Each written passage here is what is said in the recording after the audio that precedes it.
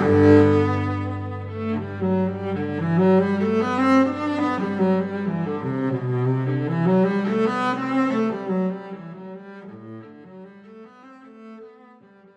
la Présidente, Monsieur le Secrétaire perpétuel, chers confrères académiciens et académiciennes, chers amis, je vais donc vous parler du hasard qui engendre le déterminisme et nous donne la liberté.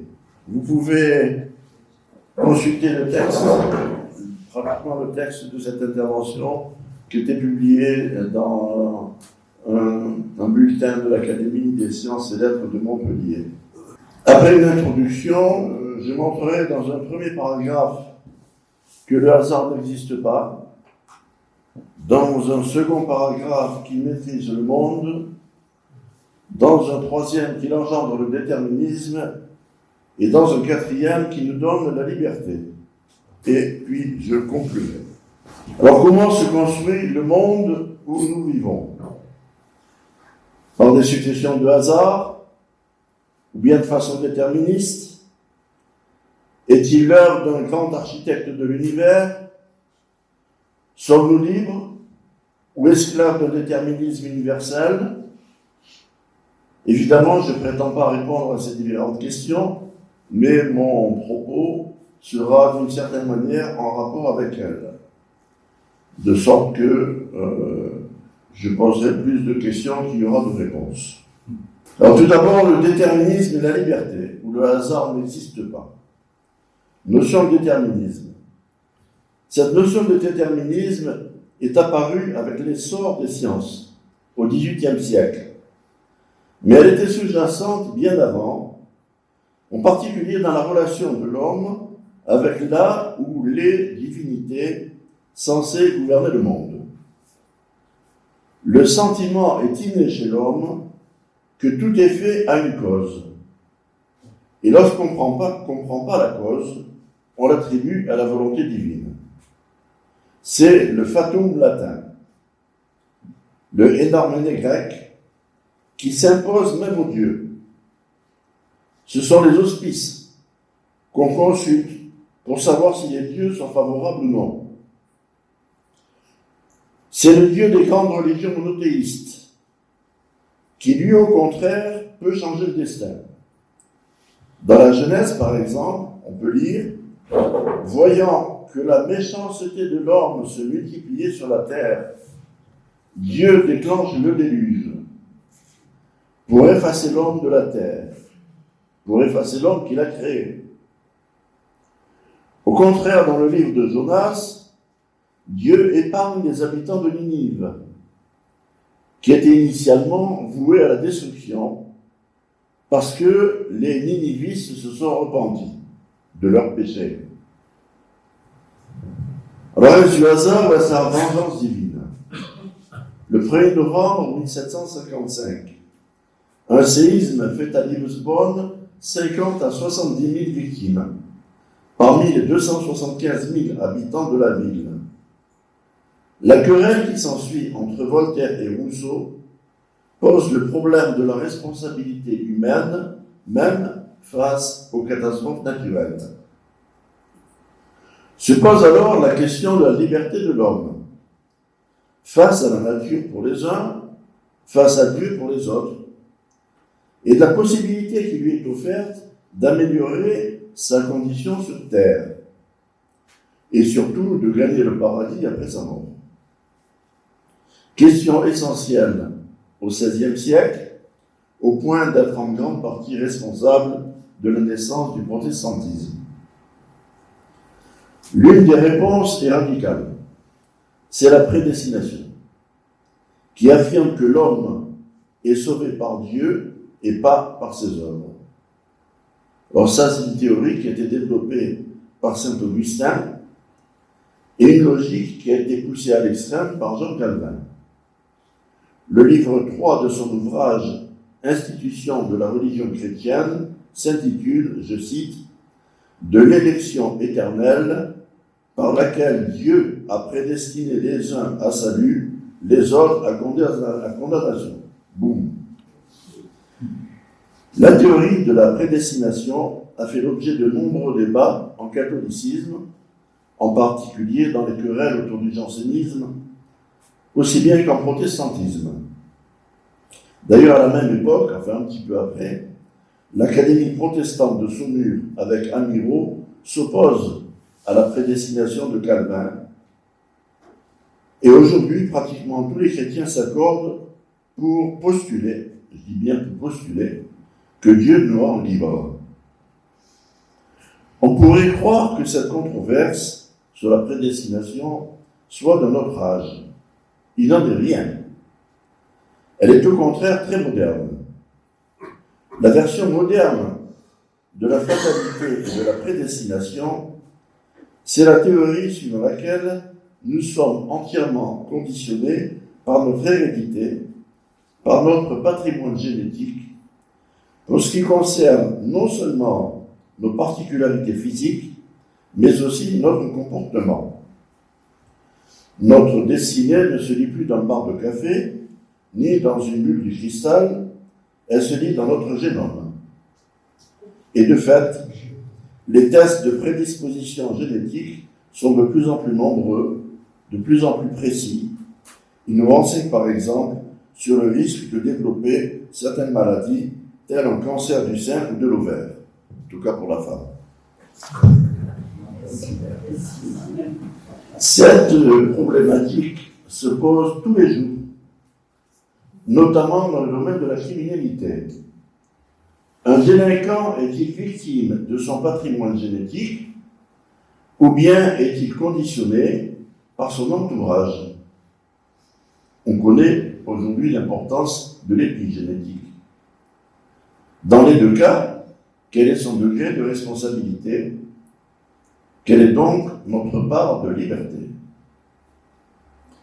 La notion de déterminisme, sous-jacente dans les controverses théologiques évoquées plus haut, se précise avec l'avènement des sciences. Il faut attendre le baron d'Holbach, qui a vécu de 1723 à 1789, pour lire dans son livre qui s'intitule « Système de la nature ou des lois du monde physique et du monde moral », je cite. Dans un tourbillon de poussière qu'élève un vent impétueux, quelque confus qu'il paraisse à nos yeux, dans la plus affreuse tempête, excitée par les vents opposés qui soulèvent les flots, il n'y a pas une seule molécule de poussière ou d'eau qui soit placée au hasard, qui n'ait sa cause suffisante pour occuper le lieu où elle se trouve, ou qui n'agisse rigoureusement de la manière dont elle doit agir. Un géomètre qui connaîtrait exactement les différentes forces qui agissent dans ces cas, ainsi que les propriétés des molécules qui sont mues, démontrerait que, d'après les causes données, chaque molécule agit précisément comme elle doit agir et ne peut agir autrement qu'elle le fait. Fin de citation. Pour Laplace, qui a vécu de 1749 à 1827, tout état présent dépend nécessairement de l'état antérieur et impose l'état ultérieur. Ce modèle, réservé à la mécanique, et plus particulièrement à l'astronomie, est étendu par Claude Bernard, qui a vécu de 1813 à 1678, à la biologie.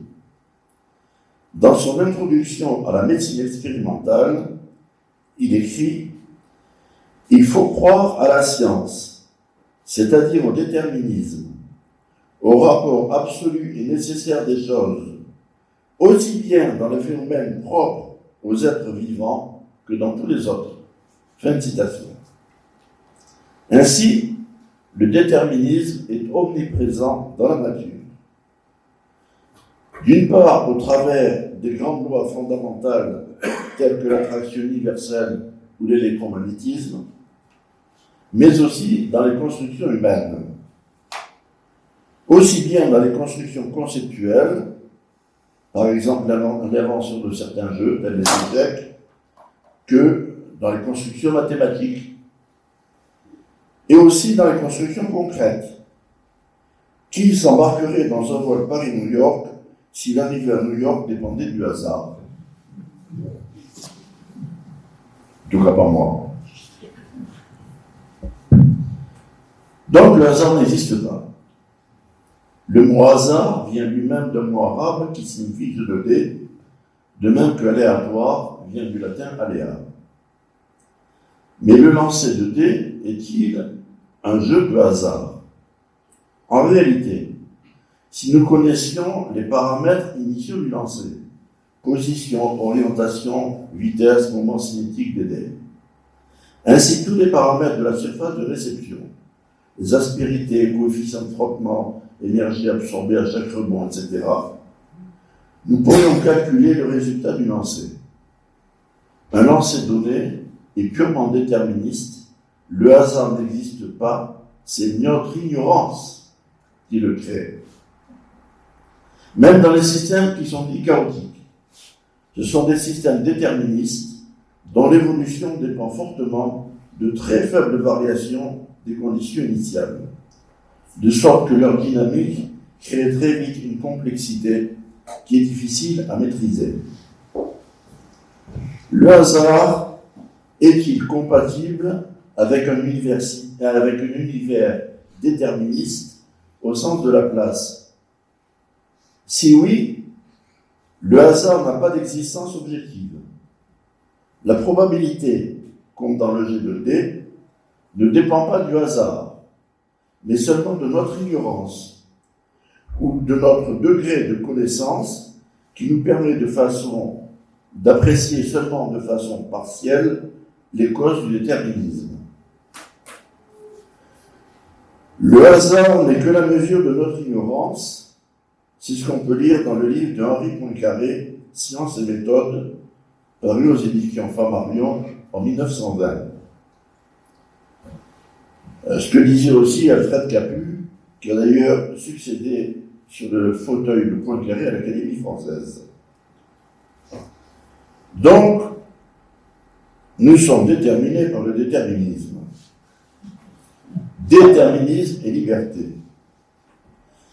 Parallèlement à la notion de déterminisme, nous sommes convaincus que nous avons une certaine liberté, c'est-à-dire la possibilité d'agir en fonction de notre propre volonté, d'avoir une certaine influence sur le déroulement des événements. En somme, la vie ne vaudrait pas la peine d'être vécue si nous n'étions que des imprimantes, c'est-à-dire des individus ou des objets dont la seule possibilité consisterait à transcrire ce qui est écrit par ailleurs. Les religions qui ont pour but de nous donner le sens de la vie, finalement, érigent des dogmes pour tenter de concilier notre liberté avec le déterminisme découlant de la volonté divine. Dans les religions polythéistes, les dieux règlent leurs petites affaires entre eux et nous utilisent quand ça les arrange. C'est la partie déterministe. Nous sommes alors pliés à leur volonté. Quand ils n'ont pas besoin de nous, ils nous laissent tranquilles et nous sommes libres. Dans un combat, les uns pris pour Minerve, les autres pour Apollon, et les dieux décident du sort de la bataille. Le problème est plus difficile à résoudre dans les religions monothéistes, parce qu'elles postulent à la fois que Dieu est bon, qui voit tout, qui sait tout, qui fait tout, mais qu'en même temps, il nous donne la liberté. C'est par exemple le passage de la Genèse, cité plus haut, qui nous dit que Dieu a donné à l'homme la liberté de concevoir et de faire le mal, ce qui n'a pas plu à Dieu. Ou bien dans le livre de Jonas, où les ninivistes ont eu la possibilité de modifier leur destin en se repentant. Mais où est la liberté de faire le mal si Dieu, après nous avoir laissé faire, nous punit en déclenchant des déluge? Où est la liberté pour les ninivistes de se repentir si Jonas annonce auparavant la destruction de Ninive? Pour moi, le repentir des nihilivistes à l'arrivée de Jonas me fait plutôt songer à la conversion des protestants français au catholicisme à l'arrivée des dragons du roi pendant les guerres Camisards. Quant aux agnostiques, au mieux, ils entendront les sages conseils de Montaigne, ils suivront ainsi la voie de la raison sans trouver les chemins de l'espérance. Au pire, ils adhéreront à une idéologie révolutionnaire ou fasciste et ils s'entretueront au prétexte de construire un paradis terrestre, rejoignant ainsi les fanatiques religieux qui s'entretuent au nom d'un Dieu de paix pour gagner le paradis céleste. Et pourtant, dans un monde déterministe, nous disposons bel et bien d'une certaine marge de manœuvre, de certains degrés de liberté. Pourquoi ? Bien parce que tout événement qui se vient à un objet ou à une personne est conditionné, d'après le déterminisme, par l'interaction entre cet objet et son environnement. Donc, si je fais partie de l'environnement qui influe sur cet objet, et en particulier, si je suis l'objet en question, alors j'ai la possibilité d'agir sur l'événement. Donc, je dispose d'une certaine liberté qui me permet plus ou moins d'influer sur le cours des choses. Évidemment, ces possibilités d'action varient suivant les circonstances. Parfois, elles sont grandes, parfois, elles sont beaucoup plus légères, beaucoup plus petites. En ce sens, la liberté est donc compatible avec le déterminisme. C'est mon existence même, le seul fait que je sois vivant, donc que je puisse agir, qui crée de facto ma liberté. Car la liberté n'est pas l'absence de contraintes, c'est la possibilité d'agir sur ces contraintes ou dans le cadre de ces contraintes. C'est pas l'absence, la liberté, c'est pas l'absence de détermination, c'est la possibilité d'agir sur les déterminations ou dans le cadre de ces déterminations. Le monde nous apparaît donc comme déterministe, mais le déterminisme ne tue pas la liberté. La meilleure preuve en est de constater combien l'homme a pu agir sur son propre destin, dans 2 exemples seulement: l'augmentation de la durée de vie de 25 ans en un siècle, la possibilité d'autodestruction par les armes atomiques, et combien l'homme aussi peut agir sur son environnement par exemple par la modification des paysages ou la modification du climat. Donc il n'y a pas de hasard, il n'y a que du déterminisme. On va maintenant montrer que le hasard est maître de l'univers. Un phénomène survient donc au hasard, par hasard, lorsque nous ne l'avions pas prévu, soit par inadvertance, soit par ignorance. Est-ce que ça signifie que le hasard n'existe pas en dehors de notre seul manque de connaissances? Ben certainement pas. L'univers est constitué de particules élémentaires. Ces particules sont régies par les lois de la mécanique quantique, qui nous apprennent qu'il est impossible de prévoir l'état dans lequel se trouve une particule élémentaire avant qu'on la mesure. On peut connaître seulement la probabilité qu'elle se trouve dans tel ou tel état. Il s'agit là d'une indétermination intrinsèque, une indétermination fondamentale, qui n'est pas due à notre ignorance, mais qui est due à la nature des choses. Je vais vous donner un exemple que je vous ai déjà donné dans une précédente conférence, celle de la lumière polarisée. Vous savez par exemple que la lumière du ciel est partiellement polarisée. Et tous les gens qui font de la photographie utilisent cette propriété en utilisant des filtres polariseurs, en tournant plus ou moins leur film, c'est-à-dire en changeant plus ou moins le sens de polarisation du filtre, ils éteignent plus ou moins une partie de la lumière du ciel qui est polarisée, c'est-à-dire qu'ils assombrissent le ciel, ils rendent le bleu un peu plus fade ou un peu plus éclatant, le contraste des nuages un peu plus grand ou un peu moins grand, et donc ça leur permet de jouer sur la nature et la qualité des photographies qu'ils font. Donc on peut polariser la lumière, il suffit de la faire passer à travers un filtre polarisant. Mettons un filtre polarisant dans le sens vertical, la lumière est polarisée dans le sens vertical. Alors ça veut dire quoi? Ça veut dire que si cette lumière polarisée verticalement, on la fait passer à travers un deuxième filtre polarisé verticalement, toute la lumière passe à travers ce deuxième filtre. Si au contraire ce deuxième filtre est polarisé horizontalement, aucune lumière ne passe. Et le problème devient intéressant si, au lieu d'avoir une polarisation ni verticale ni horizontale, on a une polarisation à 45 degrés. Bien, si on fait ça, il y a la moitié de la lumière qui passe.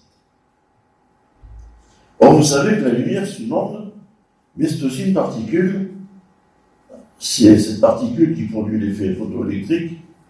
Cette particule, on l'appelle le photon. Donc la lumière polarisée, c'est des particules polarisées, des photons polarisés. Dire que la moitié de la lumière passe, ça veut dire que la moitié des photons passe. La moitié des photons ne passent pas. Alors qu'est-ce qui se passe maintenant si, au lieu d'utiliser un flux lumineux, si on envoie un seul photon, un seul, ben actuellement on sait le faire. On sait envoyer des photons individuellement. Étant donné que la moitié de la lumière passe, ça veut dire qu'un photon sur deux passe, ça veut dire que chaque photon a une probabilité 50% de passer, 50% de pas passer. Et donc quand on envoie un photon, il a autant de chances de traverser ce filtre que de ne pas pouvoir le traverser et d'être arrêté.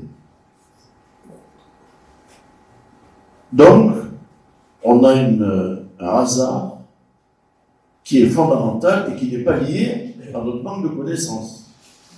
C'est un hasard structurel. Donc, toutes les particules élémentaires sont soumises à ce hasard structurel qui est actuellement décrit par la mécanique quantique. Il y a eu des milliers et des milliers d'expériences qui ont été faites sur la mécanique quantique. Aucune n'a pu contredire la mécanique quantique.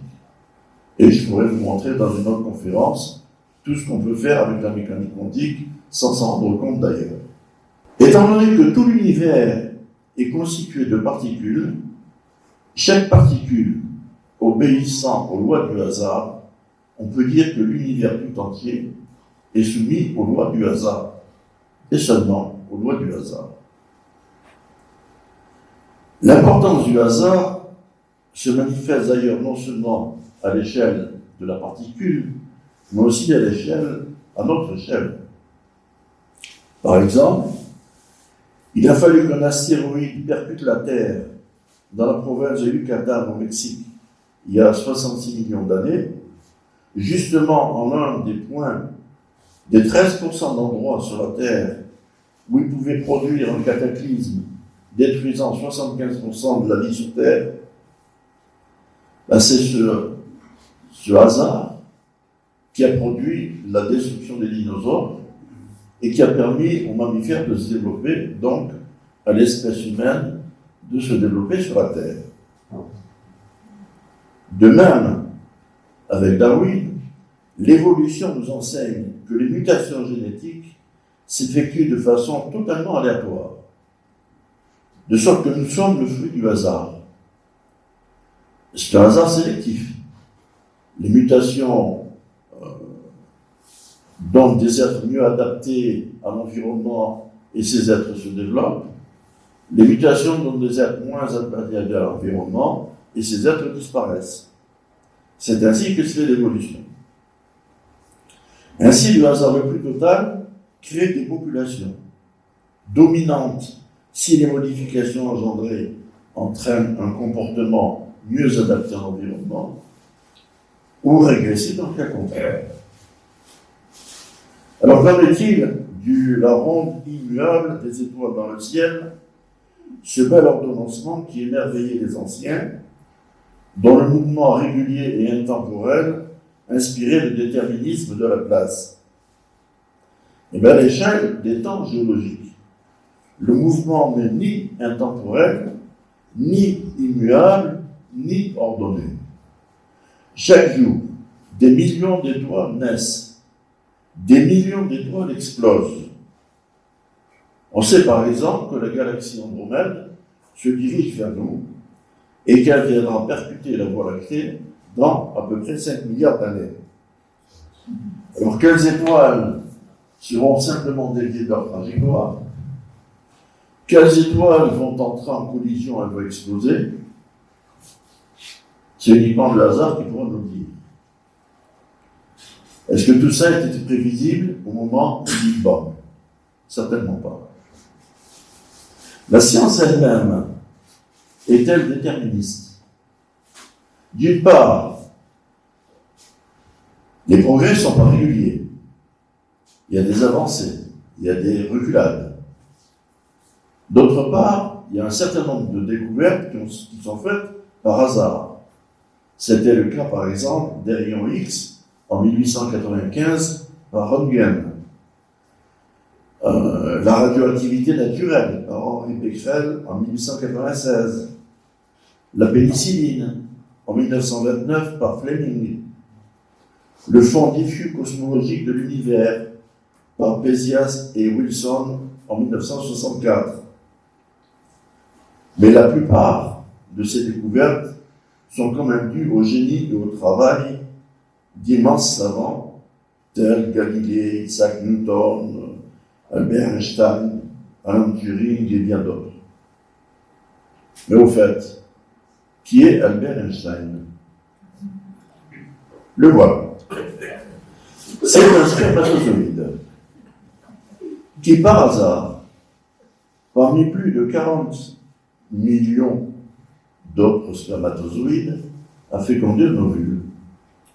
Si un autre spermatozoïde avait fécondé le même ovule, ou si le même spermatozoïde avait fécondé un autre ovule, Einstein n'aurait pas été Albert et n'aurait pas fait ses découvertes. Ainsi, le comportement des particules élémentaires, les phénomènes cosmiques, l'évolution de la vie, celle de la science elle-même, sont le fait du hasard. Nous pensions que l'univers était sous l'emprise du déterminisme. L'expérience nous montre qu'il est construit et qu'il évolue selon les seules lois du hasard.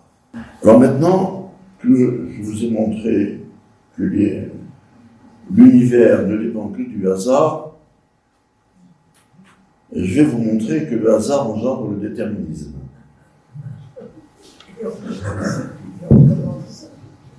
Pourquoi? Parce que le déterminisme existe bel et bien. C'est sur ce principe que s'est construit la science. Les mêmes causes produisent les mêmes effets. Par exemple, ça nous a permis de faire atterrir le 2 novembre 2014 le robot Philae sur la comète Chury, longue de 5 km, à 570 millions de kilomètres de la Terre, c'est-à-dire près de 4 fois la distance Terre-Soleil, après une sonde qui a voyagé pendant 10 ans, qui a voyagé pendant 6,5 milliards de kilomètres. Et en effet, le déterminisme existe dans les grandes lois de la physique classique, l'attraction universelle, l'électromagnétisme, dans les constructions humaines et dans le hasard lui-même. Alors, reprenons l'exemple de la lumière polarisée, que je vous ai donné tout à l'heure. Si on fait l'expérience avec un seul photon, on est incapable de prédire s'il va passer à travers le filtre ou pas. Il a 50% de passer, 50% de chance de ne pas passer. Mais si au lieu d'en envoyer un photon, on en envoie 1000, environ 500 passeront et 500 ne passeront pas.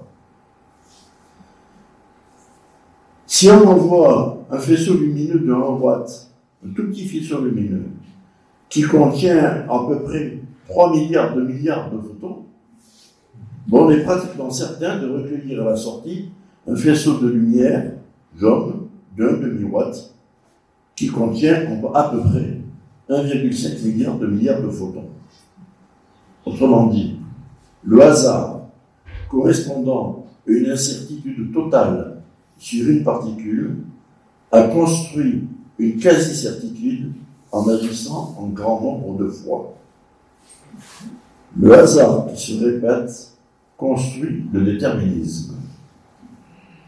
Il existe d'ailleurs en mathématiques des méthodes dites de Monte-Carlo qui permettent de résoudre des problèmes parfaitement déterministes avec des nombres parfaitement aléatoires. Je vais vous en donner un exemple simple. Supposons que nous voulions déterminer la valeur du nombre pi, qui est exactement connu. Je précise qu'elle a été calculée le 16 août 2021 avec un peu plus de 62 381 milliards de décimales. Ça ne sert à rien et ça a été pour faire tous ces calculs, par exemple, la NASA utilise 15 décimales. Ça lui suffit. Là, il y en a beaucoup plus. Alors, on veut donc calculer pi, qui est un nombre certain, on va le calculer avec un nombre aléatoire. Comment on fait? Sur un terrain, vous tracez un carré ABCD de côté 1.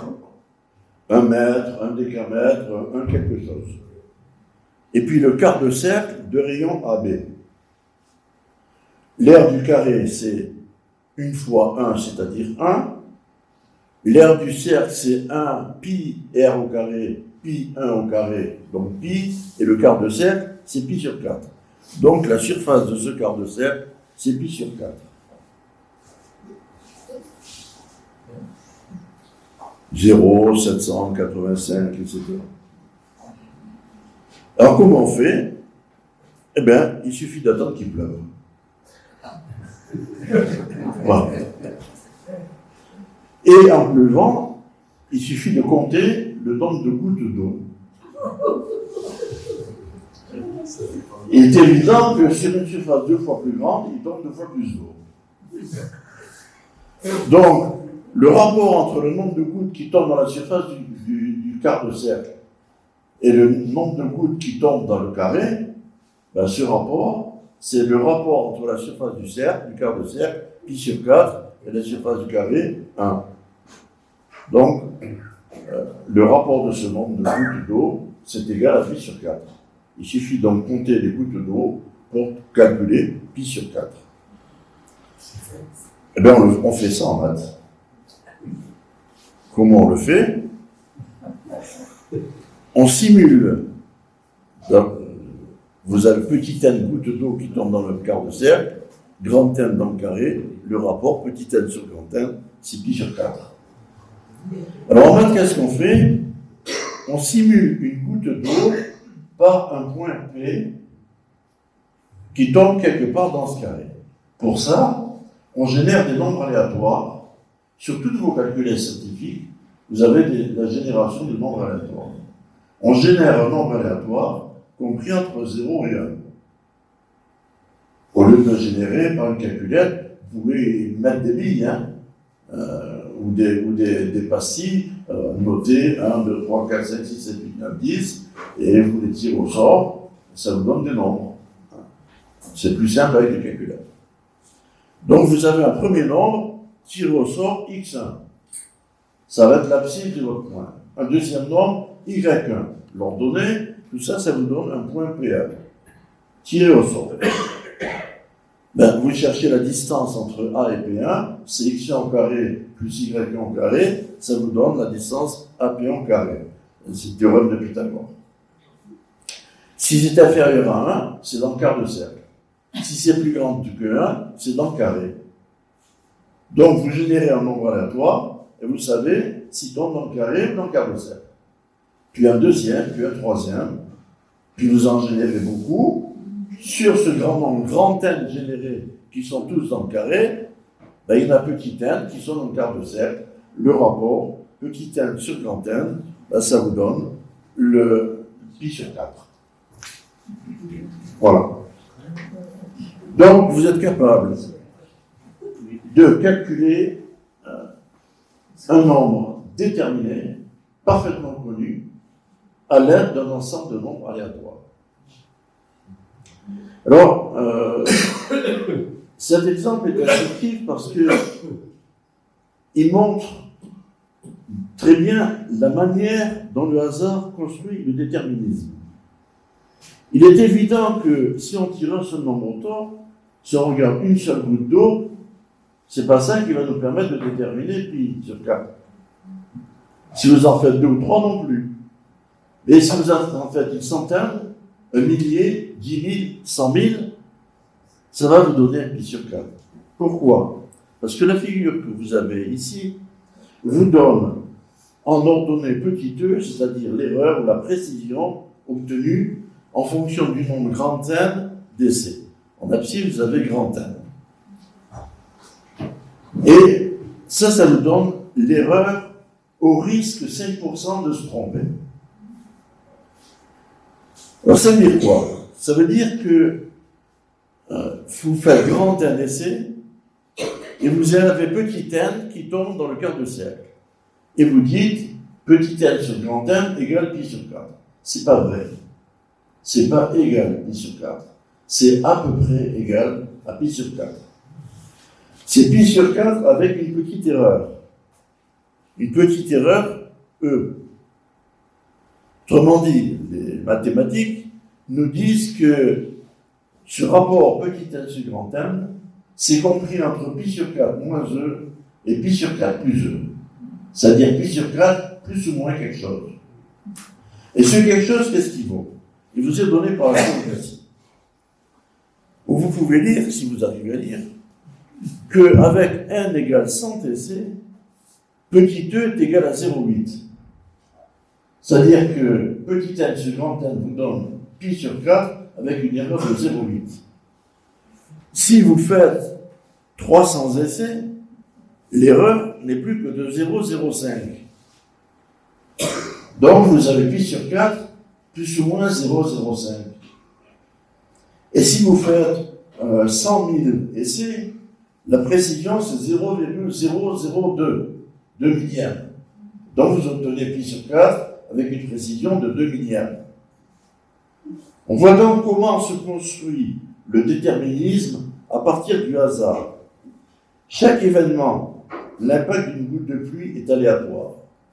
Mais lorsque le nombre d'événements est petit, on ne peut rien en déduire, et quand il augmente, plus il augmente, et plus la précision est grande. C'est ce que je vous ai dit tout à l'heure. En d'autres termes, le hasard qui se reproduit crée une statistique, et la statistique confine au déterminisme. Alors voilà un autre exemple qui montre que le hasard aboutit à des résultats inéluctables, donc quasiment déterministes. On va supposer que les individus d'une même espèce soient constitués de deux types. Un porteur du gène A, l'autre porteur du gène B. Ceux porteurs du gène B peuvent se déplacer plus rapidement que ceux porteurs du gène A. Donc ils échapperont plus facilement à leurs prédateurs, donc ils auront plus de chances d'atteindre l'âge adulte et de se reproduire, donc ils vont devenir dominants par rapport à ceux portant le gène A. Alors, à titre d'exemple précis, on va faire l'hypothèse, comme le montre la figure, que les individus A aient 50% de chances d'atteindre l'âge adulte, de se reproduire. Et que chaque individu A engendre 3 individus. C'est-à-dire qu'un couple engendre 6 individus. Que les individus B, au contraire, ont 70% de chances d'atteindre l'âge adulte et qu'ils aient le même taux de fécondité que les individus A. On va partir de grand N individus. Si à l'instant 0, vous avez grand N individu A, un instant grand N plus tard, c'est-à-dire au bout d'une génération, vous en avez combien? Il y en a la moitié qui meurent, donc la moitié qui reste, et ceux qui restent, chacun donne naissance à 3 individus. Donc, au bout d'une génération, vous aviez N au départ, 0,5 fois 3, c'est-à-dire 1,5 N à l'arrivée. Les individus B, eux, ils donnent le même nombre d'enfants, 3, chacun, mais au lieu qu'il y en a N sur 2 qui donnent chacun 3 enfants, il y en a 0,7 fois N, au lieu de 0,5 fois N. C'est-à-dire qu'à la génération d'après, il y en a 2,1 N au lieu d'en avoir 1,5 N. Alors regardons ce qui se passe maintenant au bout de quelques générations. Vous avez la colonne A, la colonne d'individu A. Imaginez qu'au départ, vous en ayez 900 et vous en ayez 100 d'individus B. Autrement dit, vous avez 90% d'individus A. Regardons les individus A. Un instant T plus tard, au bout d'une génération, ils sont 1,5 fois 900, 1350. Une génération après, ils sont 1,5 fois 1350, 2025. Au bout de 13 générations, ils sont 175 000. Les individus B, ils sont au départ 100. Au bout d'une génération, ils sont 2,1 fois 100, c'est-à-dire 210. À la deuxième génération, 2,1 fois 210, c'est-à-dire 441.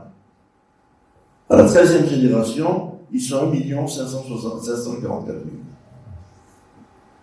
C'est-à-dire qu'au départ, la population était composée de 90% d'individus A. Au bout de 13 générations, il n'y a plus que 10% d'individus A. Autrement dit, les individus du type A ont été pratiquement éliminés par les individus du type B. Pourquoi? Parce que en 13 générations, les individus du type A se sont multipliés par 200 et les individus du type B se sont multipliés par un peu plus de 15 000. Alors, en réalité, ces chiffres ne sont qu'approximatifs. C'est-à-dire que le nombre d'individus à l'instant T ne sera pas 1350, il sera peut-être 1370 ou 1308. Mais ça ne sera pas loin de 1350. Ce sera approximatif. Et vous voyez bien que, au lieu d'avoir à l'arrivée 175 000, ils seront peut-être 170 000 ou 190 000. Mais ils ne seront pas 1 700 000, comme les individus A. Eh bien, il est très vraisemblable que ce soit un mécanisme de ce type qui, au cours des siècles, ait engendré la prévalence d'Homo sapiens par rapport à l'homme de Néandertal, il y a environ 38 000 ans avant notre ère. Les Homo sapiens sont arrivés dans une région où l'homme de Néandertal était déjà installé. Ils étaient en petit nombre, mais ils possédaient une meilleure adaptabilité à l'environnement. Meilleure adaptabilité, ça veut dire quoi? Peut-être une meilleure résistance au froid, ou aux agents pathogènes locaux, ou bien peut-être qu'ils ont importé des agents pathogènes qui ont attaqué l'homme de Néandertal, qui a moins bien résisté. Peut-être une plus grande fécondité d'Homo sapiens, ou d'après un article récent, une plus grande mortalité infantile de Néandertal. Conformément au schéma de ce tableau, au cours des générations, la proportion de Néandertal est devenue négligeable par rapport à la proportion d'Homo sapiens. Dans le modèle imaginé ici, en comptant 25 années par génération, on voit qu'en 13 générations, il y a une partie qui a été éliminée. 13 générations, c'est quoi? 13 fois 25, ça fait à peu près 3 siècles. 3 siècles, c'est rien dans la durée de vie des humanoïdes. C'est rien. C'est instantané. Donc c'est une élimination instantanée d'une population par rapport à une autre. Si vous regardez maintenant le variant anglais du Covid par rapport au variant initial, puis le variant Delta du Covid par rapport au variant anglais, c'est le même processus. La seule différence, c'est que l'instant T dont je parle, c'est pas le temps d'une génération, le temps qu'il faut pour devenir adulte, c'est le temps qui conduit à une contamination. La contamination, c'est une dizaine de jours. 13 générations, une dizaine de jours, ça fait à peu près 3 mois. C'est le temps qu'il a fallu à un variant du Covid pour s'imposer par rapport au variant précédent. Vous voyez donc que le hasard qui se répète devient une statistique, et la statistique confine au déterminisme.